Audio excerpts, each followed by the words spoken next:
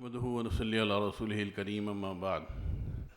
فاعوذ بالله من الشيطان الرجيم بسم الله الرحمن الرحيم قل هل يستوي الذين يعلمون والذين لا يعلمون صدق اللہ العظیم۔ میں سب سے پہلے جناب حضرت علامہ ڈاکٹر حسن محی الدین صاحب دامت برکاتہم کا شکر گزار ہوں، اور ان کے ساتھ ساتھ جناب خرم نواز گنڈا پور صاحب اور میرے بھائی اور میرے ساتھی جناب میر آصف اکبر صاحب، ان دونوں حضرات کا میں شکر گزار ہوں کہ انہوں نے آج مجھے یہاں حاضری کا موقع عطا فرمایا۔ منہاج القرآن اور نظام المدارس اور اس کے ساتھ جو دیگر بورڈ جس میں ایک مجمع الاسلامیہ بھی موجود ہے،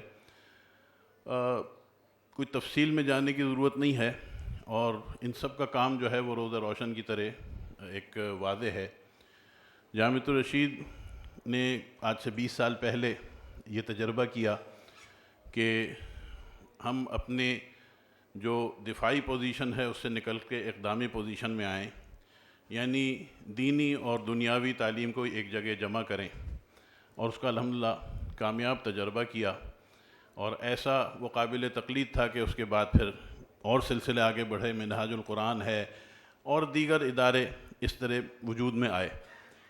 لیکن حضرت شیخ الاسلام ہمارے بزرگ اور ہمارے بڑے حضرت علامہ طاہر القادری صاحب دامت برکاتہم کا ویژن، وہ ہمارے سرپرست اعلیٰ حضرت مفتی عبدالرحیم صاحب کے ویژن سے کسی طرح کم نہیں ہے، اس تعلیمی معیار میں اور اس علم کے معیار میں، کہ اس علم کو ہم نے پہنچانا ہے ہر اس شخص تک کہ آج کا جو دور ہے، یہ جن 4 باتوں کا ڈاکٹر صاحب نے ابھی اپنے بیان میں اظہار کیا، یہ معمولی چیزیں نہیں ہیں، اور میں سمجھتا ہوں کہ ڈاکٹر صاحب سے میری گزارش ہے، اور میں بھی حاضر ہوں اس کے لیے کہ اس کے لیے ایک الگ نشست رکھیں کہ ان 4 کہ جس میں تحقیق ہو، ٹریننگ ہو، نصاب، سب سے اہم چیز نصاب، کہ ہم نے نصاب کو چھوڑ دیا ہے، اور ہمارے نزدیک نصاب جو ہے وہ برانڈ کا نام ہے کہ یہ بیکن ہاؤس کا ہے، یہ آکسفورڈ کا ہے، یہ فلانا ہے، یہ فلانا ہے۔ حالانکہ نصاب جو ہے وہ ایک ثانوی چیز ہے۔ پہلے آپ کو اپنا ہدف طے کرنا چاہیے کہ آپ نے اپنے معاشرے کو، آپ نے اپنے اس طالب علم کو، آپ نے اس بچے کو کہاں لے جا کے کھڑا کرنا ہے، کس میدان میں اسے اتارنا ہے، اور جیسا میدان ہوگا پھر ویسا ہی گھوڑا اور ویسا ہی سواری آپ کو چاہیے ہوگی۔ تو اگر وہ ٹولز کہ جن کی ضرورت آج ہمارے اس نوجوان کو ہے، کہ جب وہ میدان میں اترتا ہے تو اس کے پاس علم ضرور ہوتا ہے، احادیث کا ذخیرہ بھی ہوتا ہے، وحی الہی کا بھی علم ہوتا ہے، لیکن اس کے پاس وہ ٹولز نہیں ہوتے کہ جس سے وہ اس کا مقابلہ کر سکے۔ تو نصاب اس میں بنیادی کردار ادا کرتا ہے۔ اس کے بعد پھر اساتذہ کی ٹریننگ، پڑھانے والے کو یہی نہیں پتہ ہوگا۔ آج آپ کسی بھی استاد سے جا کے پوچھئے کہ تم جو یہ مضمون پڑھا رہے ہو، تمہارے پڑھانے کا مقصد کیا ہے، اس کو اس مقصد کا نہیں پتہ ہوگا۔ تو ٹریننگ کی ضرورت ان سب چیزوں کے لیے، عالمی زبانوں کا ذکر کیا انہوں نے، تحقیق کے ماحول، تحقیق کی تو اتنی ضرورت ہے۔ میرے آج کے نوجوان کو تحقیق کی اس لیے ضرورت ہے کہ جھوٹ کو اتنا بولا جا رہا ہے، اتنا بولا جا رہا ہے کہ اب وہ سچ بن گیا ہے۔ آج سے 10 سال پیچھے، 20 سال پیچھے کی باتوں کو چھپا کے